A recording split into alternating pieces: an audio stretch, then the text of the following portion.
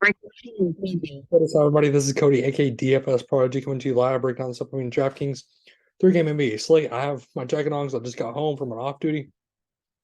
Because I work in the law enforcement area, so I was working off duty. Like I said, I didn't get to see Royal Rumble, so I'm about to watch that for WWE. But I was following it on my phone.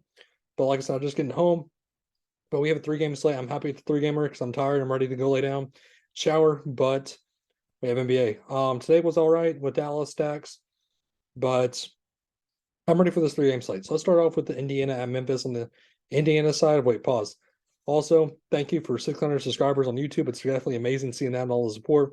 So I wanted to take a minute and thank you all before we start this. It's a grind trying to work a day job or a nighttime shift job and do DFS on the side. So I'm definitely trying here. But we're here breaking down this 3-game slate. Now let's start with Indiana, Memphis. No Halliburton, the Miles Turner signed a big contract for another 2 years.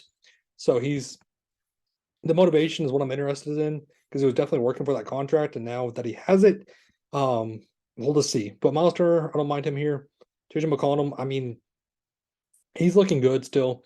It's hard not to love him. When the shot's falling, the shot's gonna fall. He's hot right now. At 6'9", I don't mind him. Buddy Hield is kind of the outlier guy that I'm not really getting to. I'd rather go to JJ McConnell for $500 more.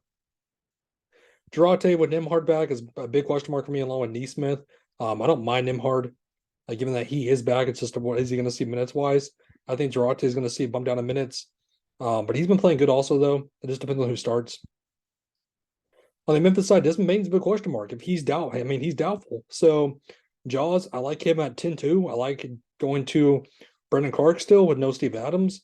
I don't mind going to him at all. Dylan Brooks is still going to shoot lights out or shoot the ball a ton, not lights out, but he's going to shoot the ball a ton still, 17 shots up. So I don't mind going to him, especially if the shot falls. Zaire Williams at 3-3. Seeing good minutes is just the production's not there. It's kind of what I'm feeling. Then Jaren Jackson, 6'7". It's always the foul trouble for me. It's just hard to trust him. Clippers at Cleveland. On the Clippers side, Kawhi Leonard and Paul George. Kawhi Leonard had a great game tonight, and then last night, Paul George, 8-9, had another good game. I like going to Paul George, PG-13, at 8-9, the cheaper price tag. Marcus Morris is questionable. He's going to see a bump up a minute. Zubac is. I don't mind going to him. Norm Powell, 6,000 is kind of hard to trust. I don't really trust that production at his price tag. On the Cleveland side, Donovan Mitchell's a big question mark. He is questionable. If he's out, I'm going to go right back to Darius Garland. I'm going to go right back to Karis LeVert. Those two guys are going to see good minutes. I know the production's not really there for Karis LeVert, but I just trust him enough to plug and play him at 5-5. It's just, I wish he was shooting for eligibility too. I wish. Jared Allen and Evan Mobley. I kind of rather go to Evan Mobley at 7-2. He's seeing bigger production right now. If Kevin Love's out, we're gonna see Okoro probably start again at 3-7. He's up and down. I'd rather go to other value. Chetty Osman would see a little bit more minutes, but it's just hard to trust his minutes though.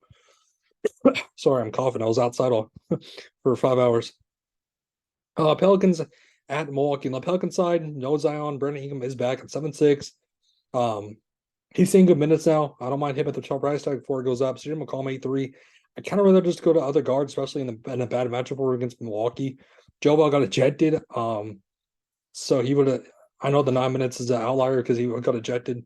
Trey Murphy 4-8. It's okay. I'd rather go to other value. That's kind of my main focus is Brandon Ingram on this team, especially just in this matchup. On the Milwaukee side, Giannis is questionable. He should play though. So he's our stud of the slate, other than John Morant or Jay Morant, however you want to say. I get chewed out every time I'd say it differently. But Giannis, you got to go to Giannis in this matchup. It's a high-paced matchup for him. Good matchup. Drew Holiday, 8-4. I'd rather go to other guards. I'd rather just pay up for Giannis. Chris Middleton, I don't trust him. I know 5-4 is a good price tag, but it's just the minutes. He's not seeing big minutes. Can he get that 30-point fantasy point game? Yes. But it's hard to trust at 15 minutes. Brook Lopez, I don't mind it. Pat Connaughton's going to be the guy that we need to talk about for a minute. He's 4-5. He's playing big minutes, and he's seeing that production. When is the production going to go back downhill? When is he going to get that 18, that 11, that 7, 18 again, 10, 10? When is he going to get that again? Because right now he's on a 2-game pace where he's scored over 30 fantasy points. He's going to be chalky. He's going to be highly owned. In cash, I think I want to go to him, but in GBP, I'd rather just pivot to Joe Ingles. I know Joe Ingles doesn't see the production, but the minutes are there. And he's going to be lower owned.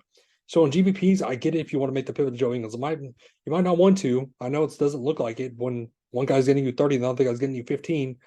But I think in GPPs, I'd rather go to Joe Ingles. Grayson Allen at 4-3 also.